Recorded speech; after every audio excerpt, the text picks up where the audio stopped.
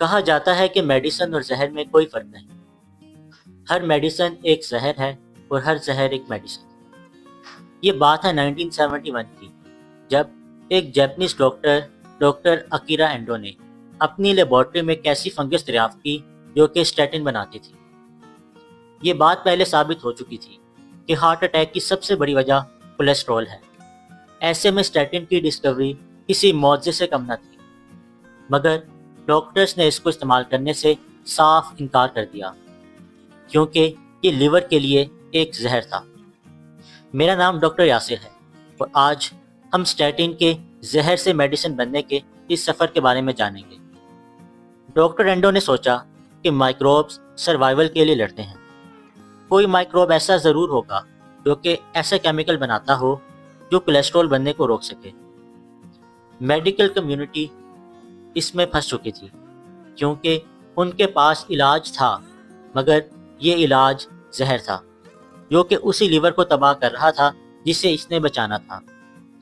یہ زہر اتنا زیادہ ڈینجرس تھا کہ ڈاکٹر اینڈو کی اوریجنل ڈسکوری، جسے میوا اسٹیٹن کا نام دیا گیا، جلد ہی ایک ڈیزاسٹر ثابت ہوئی، کیونکہ ہائی ڈوزز نے نہ صرف یہ کہ ٹیومر اور مسل ڈیٹیریوریشن کی، بلکہ یہ ڈاگس میں ڈیتھ کی بھی وجہ بنی۔ میجر فارماسیوٹیکل کمپنیز نے ریسرچ کو مکمل طور پر روک دیا کیونکہ گیمبل بہت بڑی تھی اور کاسٹ آف فیلئر اس سے بھی کہیں زیادہ، مگر سائنس نہیں رکی۔ اس کہانی میں ٹوسٹ تب آیا جب دو scientist doctor Brown and doctor Goldstein نے ایک ایسا انکشاف کیا جس نے سب کچھ بدل کے رکھ دیا۔ انہوں نے بتایا کہ ہماری باڈی اور ہمارا لیور سب سے زیادہ کولیسٹرول تب بناتے ہیں جب ہم سو رہے ہوتے ہیں۔ یہ گولڈن ٹکٹ تھا کہ اگر ڈرگ کو رات کے وقت دیا جائے تو اس کا ایفیکٹ میکسیمم لیور پر ہوگا اور باقی باڈی میں اس کے سائیڈ ایفیکٹ کم سے کم۔ اسی نالج کو استعمال کرتے ہوئے 1978 میں ایک میجر فارماسیوٹیکل کمپنی مرک نے ایک نئی ڈفرنٹ فنگس میں ایک نیا اسٹیٹن دریافت کیا جسے لووا اسٹیٹن کہا جانے لگا۔ لووا اسٹیٹن نے کامیابی سے اسی انزائم کو ٹارگٹ کیا جسے ڈاکٹر اکیرا اینڈو نے کیا تھا، مگر اب اسے رات کے وقت دیا جانے لگا۔ اس کامیاب ریسرچ کے بعد سائنٹسٹ نے لووا اسٹیٹن کو مزید ریفائن کیا اور ایک نئی ڈرگ سموا اسٹیٹن بنا دی۔ اب اس ڈرگ کو ہارٹ اٹیک کے خلاف ایک بڑے ٹرائل سے گزارا جانا تھا۔ اس ریسرچ کو لیٹ 1980s میں سٹارٹ کیا گیا۔ سائنٹسٹ کی ایک بہت بڑی ٹیم نے 5 سالہ اسٹڈی کا آغاز کیا۔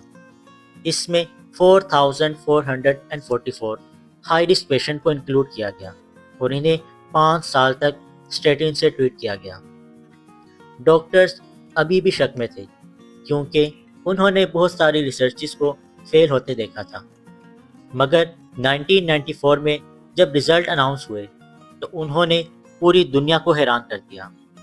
یہ ریفائنڈ میڈیسن جو کبھی ایک پوائزن سمجھی جاتی تھی، اس نے ثابت کر دیا کہ وہ ہارٹ اٹیک کو 42% تک کم کر سکتی ہے۔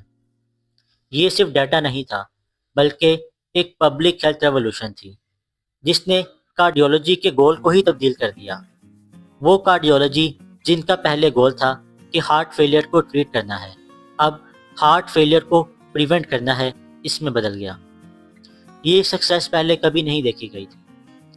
اوریجنل فنگل ڈسکوری نے جلد ہی لیپیٹر اور زوکور جیسے گلوبل برانڈز کو پوری دنیا کی فارمیسیز میں اسٹیبلش کر دیا۔